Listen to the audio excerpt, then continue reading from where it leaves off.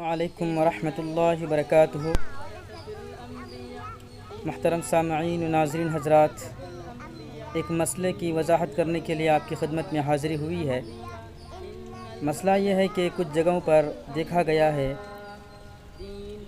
کہ لوگ ایک رسم مناتے آ رہے ہیں اور اس کو صحیح سمجھتے ہیں اور اس میں ثواب ملے گا، ان کا یہ عقیدہ ہے۔ تو بس اسی غلط فہمی کا ازالہ کرنے کے لیے آپ کی خدمت میں اس مسئلے کی وضاحت بیان کرنا چاہتا ہوں۔ تو مسئلہ یہ ہے کہ قربانی کا جانور ذبح کرنے کے بعد جس کی طرف سے ذبح کیا گیا ہے، لوگوں کا عقیدہ ہوتا ہے کہ جس کی طرف سے ذبح کیا گیا ہے وہ اس جانور کے گلے کی طرف کا، گردن کی طرف کا گوشت کچا چبا جائے، کچا چبائے اس کو، تو سمجھتے ہیں کہ اس وقت ان کی قربانی قبول ہو گئی۔ تو بتانا یہ چاہتا ہوں کہ یہ بالکل باطل عقیدہ ہے۔ ہم احادیث پر غور کریں تو کہیں بھی یہ بات نہیں ملے گی، نہ صحابہ کی زندگی میں، نہ صحابہ رضی اللہ عنہم اجمعین کے بعد کی جو لوگ آئے، تابعین و تبع تابعین، ان کی زندگی میں کہیں پر بھی یہ ہمیں حوالہ نہیں ملتا ہے، اس کا کوئی ثبوت نہیں ہے۔ ان لوگوں نے اپنی طرف سے گڑھی ہوئی رسم ہے، تو لہٰذا اس کا بائیکاٹ کرنا چاہیے۔ جہاں پر یہ رسم ابھی بھی چل رہی ہے، مجھے بہت افسوس ہوا کہ ہمارے کاروار ڈسٹرکٹ کے اندر، میں کسی گاؤں کا نام نہیں لوں گا، لیکن وہ سمجھ جائیں، جو سمجھدار ہیں وہ سمجھ جائیں گے۔ میں یہاں تک کہتا ہوں کہ ہناور تعلقہ میں، میں یہاں تک پہنچ رہا ہوں، ہناور تعلقہ میں کچھ جگہوں پر یہ رسمیں منائی جاتی ہیں، مجھے اس کی خبر ملی، تو میں نے بہتر سمجھا کہ اصلاح ہونی چاہیے۔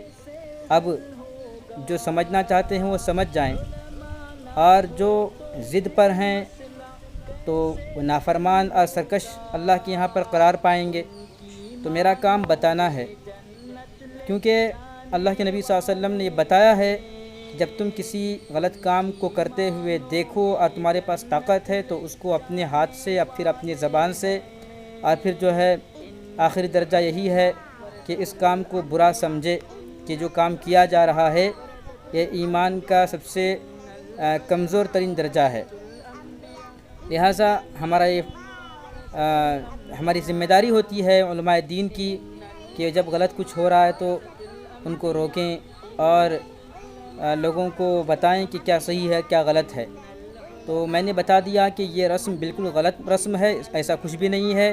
جانور ذبح کرنے کے بعد جس طرح سے عام اس کو پکایا جاتا ہے، عام طور پر اسی طرح پکایا جائے، اور اس سے پہلے جو تقسیم کرنے کے جو حصے ہیں، جو سنت حصے ہیں، تین حصے کرنا سنت ہے، اس طرح سے جو ہے تقسیم کیا جائے، پھر اس کے بعد جو ہے گوشت کو پکایا جائے، اور پھر یہ بتایا جاتا ہے کہ جس کے طرف سے قربانی کی گئی ہے وہ بھی، اور جو جملہ افراد ہیں ان کو بھی چاہیے کہ یہ سنت ہے کہ سب سے پہلے جو ہے قربانی کا گوشت کو کھائیں، پھر اس کے بعد کھانا کھائیں۔ اگر وہ برداشت نہیں کر سکتے بھوک کو تو کوئی حرج نہیں ہے، پہلے جو ہے وہ کھانا کھا لیں، جو بھی کھانے کی چیزیں ہیں کھا سکتے ہیں، پھر اس کے بعد گوشت کھا سکتے ہیں۔ لیکن سنت عمل یہی ہے کہ قربانی کا گوشت سب سے پہلے کھایا جائے، پھر اس کے بعد جو ہے دوسرا کھانا کھا سکتے ہیں۔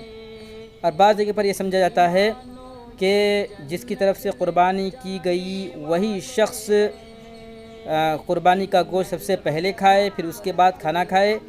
یہ صرف اس کے لیے نہیں بلکہ تمام لوگوں کے لیے ہے جن کو امید ہے کہ ان کے یہاں پر قربانی کا گوشت پہنچے گا، تو ان کے لیے بہتر یہی ہے کہ وہ سب سے پہلے قربانی کا گوشت کھائیں، پھر اس کے بعد کھانا کھائیں۔ تو اس لیے جو ہے کہا جاتا ہے کہ جتنا جلدی ہو سکے قربانی کا گوشت ان مستحقین تک پہنچائیں جہاں تک آپ کو پہنچانا ہے۔ اللہ تعالی ہم سب کو ان باتوں کو سمجھنے کی توفیق عطا فرمائے، اور ہم سب کو بدعت سے، خرافات سے، غلط رسم و رواج سے بچنے کی توفیق عطا فرمائے۔ یاد رکھیے غلط رسموں اور غلط عقائد پر چلنے سے ثواب نہیں ملے گا، بلکہ الٹا اللہ کے یہاں سے عذاب ملے گا، اللہ کی طرف سے غیظ و غضب کے فیصلے ہوں گے۔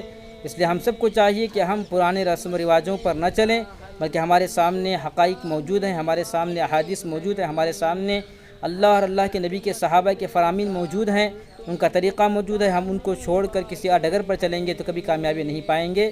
اس لیے ہم سب کو چاہیے کہ ہم ہمیشہ قرآن و سنت سے جڑے رہیں، صحابہ کی زندگی کو پڑھتے رہیں، تو انشاءاللہ اس میں ایمان میں تازگی پیدا ہوگی اور مسئلے مسائل کی پہچان بھی ہوگی۔ اللہ تعالیٰ مجھے بھی اور آپ کو بھی کہنے سننے سے زیادہ عمل کرنے کی توفیق عطا فرمائے۔ آمین۔ السلام علیکم ورحمۃ اللہ وبرکاتہ۔